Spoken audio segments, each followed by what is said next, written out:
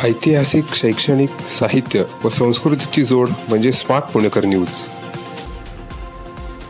भारतातील आघाडीच्या रेडिओ नेटवर्कपैकी एक असलेले बिग FM मराठी चित्रपट उद्योगाचा वारसा साजरा करत आपला बहुप्रतीक्षित show big Marathi bioscope with Subodh Bhave घेऊन येत आहे.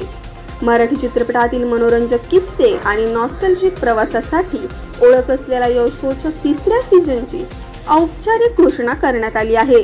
प्रसिद्ध अभिनेते सुबोध भावे यांच्या उपस्थितीत आयोजित पत्रकार परिषदेत ही घोषणा करण्यात आली.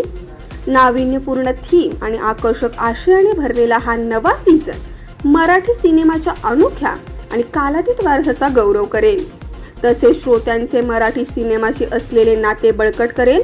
हा शो पुण्यात सोमवार ते शनिवार संध्याकाळी 7 ते 8 आणि रविवारी सकाळी 7 ते 10 या वेळेत पुणे आणि मुंबई या दोन्ही ठिकाणी फक्त बिग FM वर 27 जानेवारी रोजी प्रीमियमसाठी सज्ज आहे. पुन्हा एकदा आपण नवीन वर्षात भेटतोय 2025 मध्ये. नुकताच माझा चित्रपट चालू आहे, संगीत मानापमान. दुसराही चालू आहे, #तदेव लग्न. मराठी चित्रपटांना, चांगल्या मराठी चित्रपटांना प्रतिसाद मिळतोय आणि अशातच मराठी चित्रपटांची गोष्ट सांगायला मी पुन्हा एकदा येतोय. ह्या कार्यक्रमाशी, ह्या विचारांशी मी जोडला जाण्याचं एकमेव कारण की माझ्या भाषेतला चित्रपट. चित्रपटावर प्रेम नाही का तर चित्रपट आपल्याला आता कुठल्याही भाषेतला चालतो. आपलं सगळ्यांचंच चित्रपटांवरती प्रेम असतं, पण तो आपल्या भाषेतला असेल तर आपलं त्याच्यावरती जरा जास्त प्रेम असतं.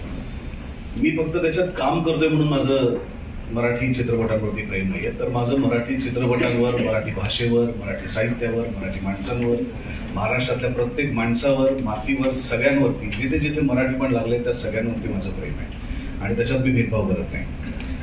पहिले 2 सीझन मला गायत्री, जयेश या सगळ्यांनी विचारल्यानंतर मनात धाकधूक होती की मी कधीही रेडिओवरती मुलाखत द्यायचं सोडून आरजे म्हणून काम केलं नव्हतं, कारण माझे सगळे मित्र, संग्राम असेल, ॲडी असेल, आता ॲडिशन नवीन झालेला आहे,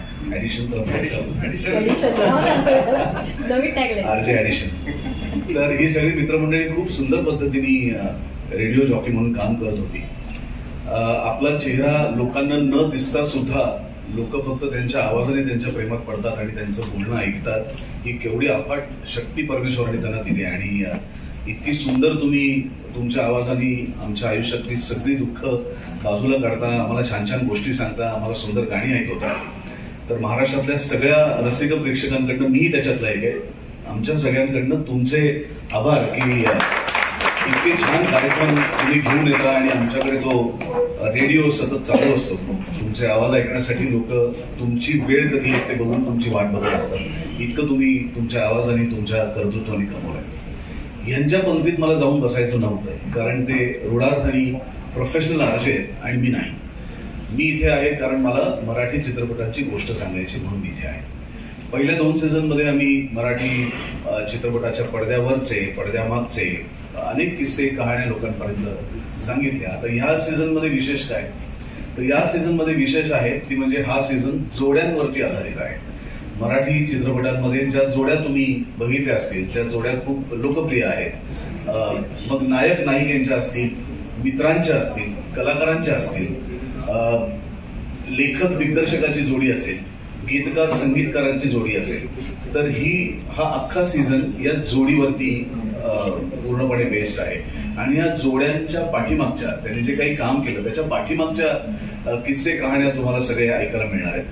त्याचबरोबर अजून एक गोष्ट आपण खूप चांगली करतोय की आपल्याला जे जुने जाणते लोक आहेत तर त्यांना आता त्यांच्या आवडती माणसं आपल्या आजूबाजूला नसण्याचा त्रास होतो. म्हणजे आपण सगळ्यांनी लक्ष्मीकांत बेर्डेंवरती प्रचंड प्रेम केलं, अरुण सरनाईकांवरती प्रचंड प्रेम केलं, जयश्रीताई गडकरांवरती खूप प्रेम केलं, सुलोचना दिदींवरती खूप प्रेम केलं आणि दुर्दैवाने आज ही माणसं आपल्या आजूबाजूला नाहीये. विनोभाऊ नाहीये, डॉक्टर लागू नाहीये, व्ही शांताराम नाहीये.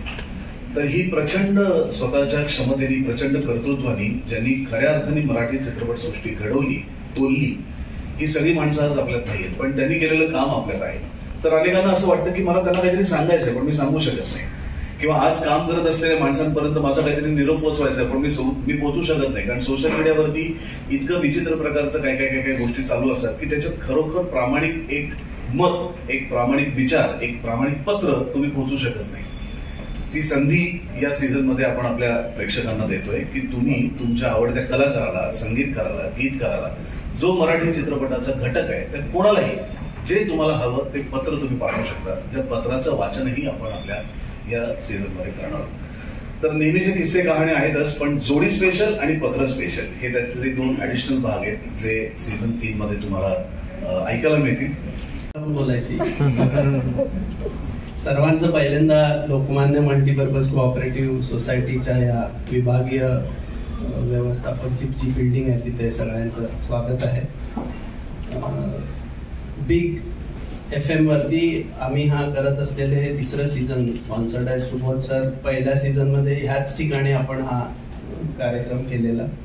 आता 3ऱ्या सीझनला पुन्हा करतोय. 2nd सीझनलाही आम्ही होतो, पण हा कार्यक्रम इथे नाही झाला होता, दुसरीकडे झाला.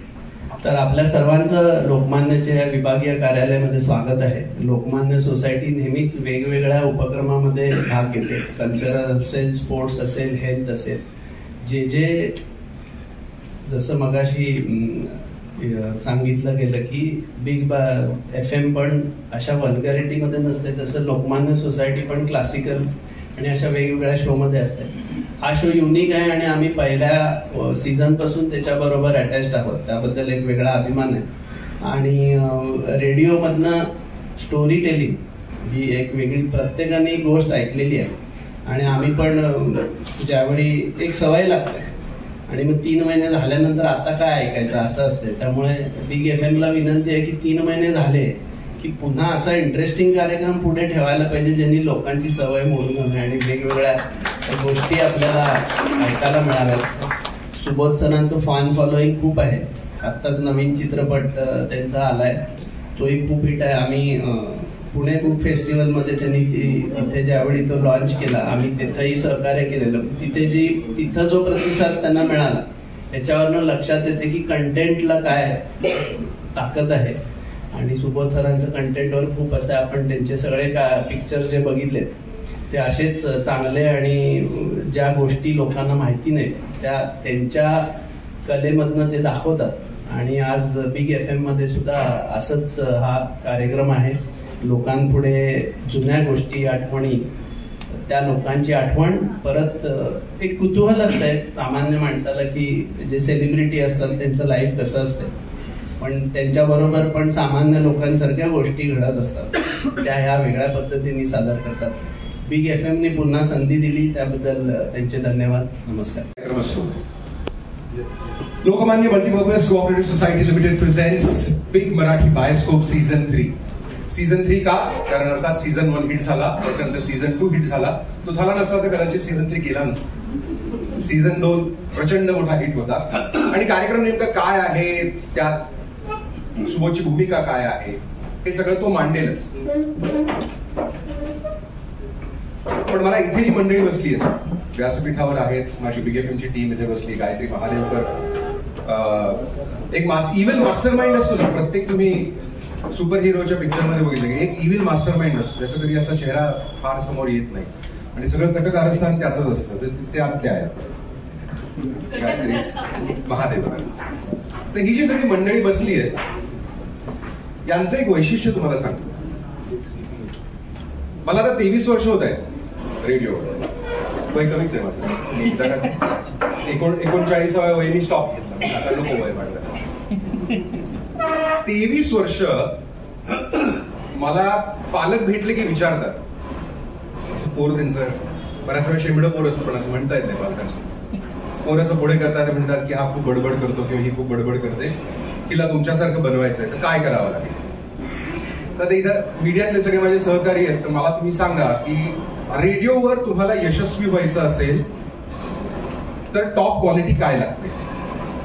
खूप बडबड करता यायला, खूप बडबड करता यायला हवी, बडबड करता यायला हवी, पाणी चांगली हवी, शब्द कौशल्य खूप चांगलं, शब्द कौशल्य, आवाजावरती आवाज तुमचा, आवाज, भाषेचा, सेन्स ऑफ ह्युमर, अभ्यासपूर्वक, करंट अफेअर्स वरती माहिती असायला, माहिती असणं, अभ्यास. ओके, अजून काय?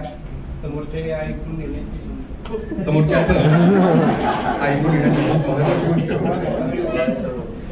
आणखी काय तुम्हाला सुचतंय? माझ्याकडे बघितल्यावर वाटतं की हँडसम असावं लागतं, पण ते जनरल नॉलेज. सगळी उत्तरं बरोबर आहेत, पण तुम्हाला फक्त रेडिओ नाही, मीडियामध्ये मग फिल्म असेल किंवा टेलिव्हिजन मीडिया असेल, वृत्तपत्र असतील, तुम्हाला जर यशस्वी व्हायचं असेल तर तुम्हाला एका प्रश्नाचं उत्तर होकारार्थी द्यावं लागतं. आणि तो प्रश्न असा आहे, do you love your audience? तुम्हाला तुमच्या ऑडियन्स वरती खरंच प्रेम आहे का? त्याचं उत्तर हो असेल तर लगेच मीडियामध्ये या, कारण त्याच्याशिवाय तुम्ही मीडियामध्ये चांगलं दर्जेदार असं काम करू शकत नाही. आणि इथे जी मंडळी बसलेली आहेत आणि खासकर सुबोध भावे, याचं ऑडियन्सवरती प्रेम आहे, पण त्याचबरोबर मराठी भाषेवर प्रेम आहे, मराठी कलेवर प्रेम आहे, मराठी कलाकारांवरती प्रेम आहे, मराठी माणसावर प्रेम. आणि म्हणून त्याचा सीझन 1 आणि सीझन 2 हिट झालाय आणि सीझन 3 सुद्धा हिट होणार आहे.